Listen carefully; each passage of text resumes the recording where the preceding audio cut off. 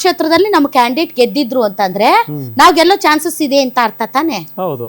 ಈ ಕಡೆ ಕುಮಾರಸ್ವಾಮಿ ಅವರು, ವಿಜಯೇಂದ್ರ ಅವ್ರಿಗೆ ಇರುವಂತ ಆಸಕ್ತಿ ಕುಮಾರಸ್ವಾಮಿ ಅವರು, ಹೌದು ಬ್ರದರ್, ಆ ಟೋನ್ ಅಲ್ಲೇ ಗೊತ್ತಾಗುತ್ತೆ. ಇಲ್ಲ ಅಂತ ಐ ಡೋಂಟ್ ನೋ, ಹಿರಿಯೂರು ನಮಗ್ ಕೊಡ್ಬೇಕು ಅಂತ ನಾವ್ ಹೇಳಿದೀವಿ, ಆ ಸೀಟ್ ನಮ್ಗ್ ಕೊಡ್ಬೇಕು ಅಂತ.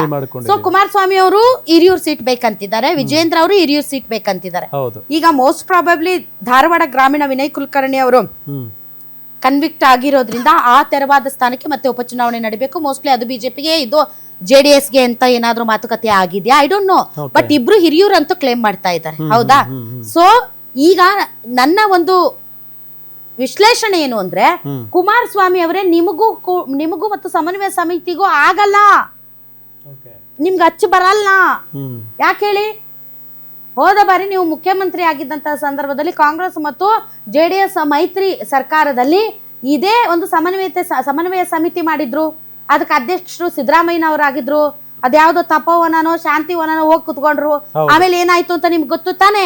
ಆಮೇಲೆ ಸಿದ್ದರಾಮಯ್ಯನವರು ಸಮನ್ವಯ ಸಮಿತಿ ಅಧ್ಯಕ್ಷರಾಗಿ ಯಾವ ರೀತಿ ನಿಮ್ಮ ನಿರ್ಧಾರಗಳಿಗೆ ಎಷ್ಟು ಪ್ರೋತ್ಸಾಹ ಕೊಟ್ಟು ನಿಮಗೆ ಹೆಜ್ಜೆ ಹಾಕಿ ನಡೆದು ಏನೇನಾಯ್ತು ಗೊತ್ತಲ್ಲ.